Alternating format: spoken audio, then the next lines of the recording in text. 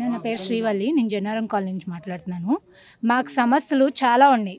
అంగన్వాడీ కావాలి, మాకు ఒక రేషన్ షాప్ కావాలి, మెయిన్ డ్రైనేజర్ క్లీన్ చేయించండి. మాకు దయచేసి చిన్నపిల్లలు ఉన్నారు, డ్రైనేజర్ క్లీన్ చేయించండి. లైన్ మొత్తం నిండిపోయి మురుగు వాసన వస్తున్నాయి డ్రైనేజీలు, తెలుసా? అంత గలీజ్గా ఉన్నాయి. ఇంకోటి వచ్చి ఆర్జీ కాలనీ నీళ్ళు కూడా డ్రైనేజీ నీళ్ళు ఇక్కడే కలుస్తున్నాయి. మా కాలనీలో టెంపుల్ దగ్గరే కలుస్తున్నాయి. ఆర్జీ కాలనీ డబుల్ బెడ్రూమ్ నీళ్ళన్నీ మా కాలనీకే కలుస్తాయి. అవి వాళ్ళకి డ్రైనేజీ లేదు. ఆ నీళ్ళన్నీ వచ్చి ఇక్కడ కలిస్తే పిల్లలకి పొల్యూషన్ వల్ల ఇన్ఫెక్షన్లు వస్తున్నాయి, రోగాలు వస్తున్నాయి. పద్దాక మేము హాస్పిటల్ తీసుకెళ్ళాలి.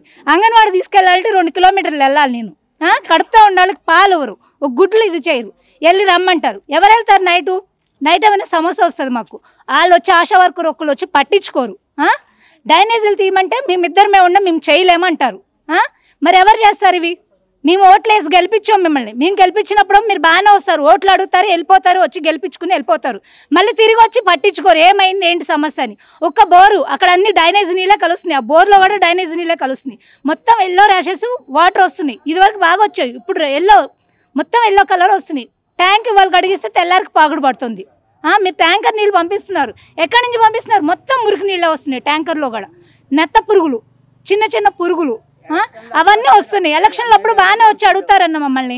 ఎలక్షన్లు అప్పుడు మేము చేస్తాం, మేము స్కూల్ కట్టిస్తాం, పిల్లలకి అంగన్వాడీ వేస్తాము, మీకు రేషన్ షాప్ ఇస్తామని. మరి ఇప్పుడు ఎలక్షన్లు వచ్చినప్పుడు అడిగి వెళ్ళిపోయారు, ఇప్పుడు రావట్లేదు. మీరు వారానికి ఒక్కసారి నా డ్రైనేజీలు ఓపెన్ చేయండి, అవి క్లీన్ చేయండి అంటే మేమిద్దరమే ఉండం, మేము ఎక్కడని చేయాలని వాళ్ళు అడుగుతున్నారు.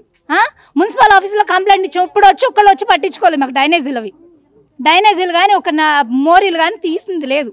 మళ్ళీ ఆ నీళ్ళు వచ్చి మళ్ళీ మాకు ఇక్కడే కలుస్తున్నాయి. ఆర్జీ కాలనీ నీళ్ళు వచ్చి కూడా దీంట్లోనే కలుస్తున్నాయి, ఆ మోరీల్లో.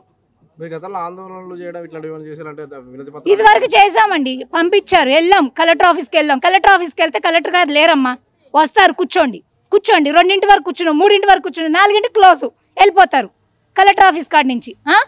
అక్కడ గ్రామ పంచాయతీకి వెళ్ళాం. అప్పుడు గ్రామ పంచాయతీ ఉన్నప్పుడు గ్రామ పంచాయతీకి వెళ్ళాం. సార్ లేరమ్మా, వచ్చినాక మాట్లాడదాం, మీ సమస్య చెప్పండి, లెటర్ ఇచ్చి వచ్చాం. ఆ లెటర్ తీసుకెళ్ళారు, డస్ట్బిన్లో వేశారు. బాకీ ఈ సమస్య ఉంది. ఈ సమస్య ఉన్నప్పుడు మేము లెటర్ ఇచ్చినప్పుడు మీరు లెటర్ ఎందుకు పట్టించుకోరు?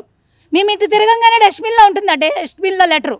హామీలు ఇచ్చాడు రేవంత్ రెడ్డి అన్న హామీలు ఇచ్చిన ఫామ్లకి, జిరాక్సులకి వాటికి మేము పెట్టలేదంటే డబ్బులు పట్టించుకుని అన్నీ తీసుకున్నాం. మా అన్ని డస్ట్బిన్లో వేస్తారు. అంటే మేము డబ్బులు పెట్టే కదా కొన్నది, జిరాక్సులు కానీ, కాగితాలు కానీ, ఫామ్స్ కానీ, అవి డస్ట్బిన్లో మా ముందే వేశారు. డస్ట్బిన్లో ఒక్కళ్ళు కూడా ఒక్క హామీ ఇవ్వలేదు. ఇల్లు వచ్చిందని పిలిచారు మమ్మల్ని. పిలిచిన తర్వాత ఇల్లు వచ్చిందని మేము సంతోషంగా వెళ్ళిన అరగంటకే మీకు రావమ్మా, మీరు ఇంద్రమేళల్లో ఉంటున్నారు కదా, మీకు రావు అని కొట్టేశారు పేర్లు. మరి హామీ ఎందుకు ఇస్తారు? మరి మాకు ఇస్తామని ఇవ్వద్దు కదా హామీలు కూడా. మాకు ఇవ్వకుండా వదిలేస్తే మేము పరిగెత్తాం కదా మీకోసం. మేమెందుకు పరిగెత్తుతాము? అందరికీ వచ్చినాయి అని పిలిపించారు. ఎక్కడికి? ఎమ్మెల్యే వచ్చాడు, ఎంపీ వచ్చాడు, అందరూ వచ్చారు. మరి వాళ్ళు వచ్చినప్పుడు మాకు ఎందుకు ఇన్ఫర్మేషన్ ఇవ్వరు? మీరు ఏమి ఇవ్వలేదు. మాకు ఫోన్ల ద్వారా వెళ్తే మేము వెళ్ళేటప్పటికి ఇల్లు వచ్చిందన్నారని కాగితాలు ఇచ్చుకుని వెళ్ళాం. డబుల్ బెడ్రూమ్ ఇల్లు. నీ పేరు లేదమ్మా, కొట్టేశారు. నీకు ఉంది కదా ఆల్రెడీ, మీ అమ్మ ఉంది కదా అంటే, మా అమ్మ ఉంటే మరి నేనే ఇప్పుడు బయట ఇంటికి వెళ్ళిపోయిందని నాకు ఇవ్వరా? ఇవ్వాలి కదా, అందరికీ ఇస్తామనే కదా 6 హామీలు చేసింది. రేషన్ షాప్కి వెళ్ళాలన్నా 2 కిలోమీటర్లు వెళ్ళాలి. పెద్దవాళ్ళు ఉన్నారు, ఏజ్ వాళ్ళు ఉన్నారు, ఎలా వెళ్ళి తెచ్చుకుంటారు రేషన్కి?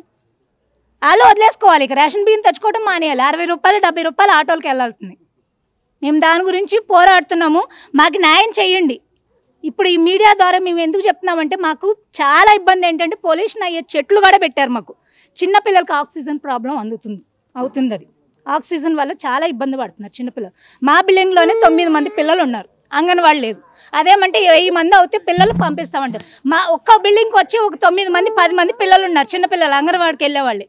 వీళ్ళని తీసుకుని ఎక్కడికి వెళ్తారన్న? 3 కిలోమీటర్ల పిల్లల్ని తీసుకుని వెళ్తాం, గుడ్డుకి పాలకి రోజు వెళ్ళాం కదా.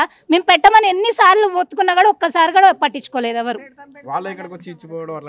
ఏమీ లేదు. ఒక టాబ్లెట్ ఆశా వర్కర్ వచ్చి ఇప్పుడు వరకు వర్షం పడ్డా కానీ ఒక ఆశా వర్కర్ వచ్చి ఇదిగో పిల్లలకి ఎలా ఉందని ఒక టాబ్లెట్ కూడా లేదు. పిల్లలకు బాగోపోతే రా అమ్మా తీసుకుని వెళ్ళు టాబ్లెట్ అని మాట్లాడతారు. ఏమని అంటే మమ్మల్ని ఇక్కడ నుంచి 4 కిలోమీటర్లు 3 కిలోమీటర్లు మీరు నడుచుకుంటూ వెళ్ళాలి చిన్నపిల్లల్ని వేసుకుని. అదే చీర్యాల గ్రామంలో అయితే అందరికి ఇస్తారు. మాకు ఒక ఆశా వర్కర్ వచ్చి ఒక టాబ్లెట్ కానీ, ఒక సూది కానీ, ఒక వ్యాక్సిన్ కానీ ఇచ్చింది లేదు. పేర్లు తీసుకెళ్లారు కానీ ఒక్కళ్ళు వచ్చి మళ్ళీ ఇదిగో ఇది వచ్చింది మీకు అని కూడా ఒక్కళ్ళు వచ్చి మాకు ఇచ్చింది. ఒక టాబ్లెట్ కానీ, ఒక ఇది కానీ, మాకు రేషన్ కార్డు కానీ, ఒక గవర్నమెంట్ ఇచ్చిన రాలే మాకు. ఒక ఫ్రీ బస్ ఒకటి ఇచ్చాడు అంతే. 6 గ్యారెంట్లు ఫ్రీ బస్ ఒకటే వాడుతున్నాం మేము. మిగతా 5 గ్యారెంట్లు కరెంటు వస్తుంది, కొంతమందికి ఇచ్చాడు, కొంతమందికి లేదు. అది కొంతమందికి లేదు. కాలనీకి బస్ లేదు, ఒక మార్కెట్ లేదు, ఒక ఏమీ లేదు. ఇన్ని సమస్యలు ఉన్నాయన్న. ఈ మీడియా ద్వారా మేము కోరుకున్నది ఏంటంటే సమస్యలు పట్టించుకోమని కోరుకుంటున్నాం మేము. కరెంట్ కూడా అదన్నా బాగా ఎక్కువ వస్తుందన్న. పిల్లలు ఫ్రిడ్జ్ పట్టుకున్న షాక్ కొట్టేస్తున్నాం. ఇప్పుడు మా ఇంట్లో కూడా సేమ్ అదే ప్రాబ్లం అవుతుంది. స్విచ్ అయ్యకముందే వోల్టేజ్ వచ్చేస్తుంది దాంట్లోకి. అంత కరెంటు గబాలను పిల్లలు ఏదన్నా పట్టుకుంటారు, షాక్ కొడితే ఏం చేస్తారు? షాక్ కొట్టేస్తుంది. నిన్న వర్షం పడడం వల్ల షాక్ వచ్చేస్తుంది. ఫ్రిడ్జ్ కరెంట్ లేకపోయినా ఏం లేకపోయినా కరెంట్ వచ్చేస్తుంది, వోల్టేజ్ ఎక్కువ వస్తుంది. ఫ్యాన్ కాలిపోయింది, మొన్న టీవీ కూడా కాలిపోయింది, వాళ్ళది పోయింది. వచ్చి తీరుతారని అనుకుంటున్నాం తప్ప ఎవ్వరూ వచ్చి తీర్చట్లేదు మా సమస్యలు అయితే. కరెంట్ కూడా మీరు మల్లారెడ్డికి ఎందుకు వేసారని అడుగుతున్నారు కదా. ఈ టైం కాదమ్మా, మీకు ఇప్పుడైతే జరగలేదు కదా, నెక్స్ట్ టైం నేను వచ్చి మీకు ఏం చేస్తానో చూడండి అన్నాడు. ఏది ఇప్పుడు కూడా అది కూడా జరగలేదు. ఇంక ఈసారి వేయమండి, మేము ఓట్లే వేయం ఈసారి. ఇంకా మా కాలనీ అంతా మేము ఓట్లే వేయం అసలు అనుకుంటున్నాం మేమందరం. ఎవరు వచ్చినా సరే ఈసారి ఓట్లు వేయొద్దు అని ఒకటే నిర్ణయం తీసుకుంటున్నాము. మహిళలు అందరం కూడా అదే.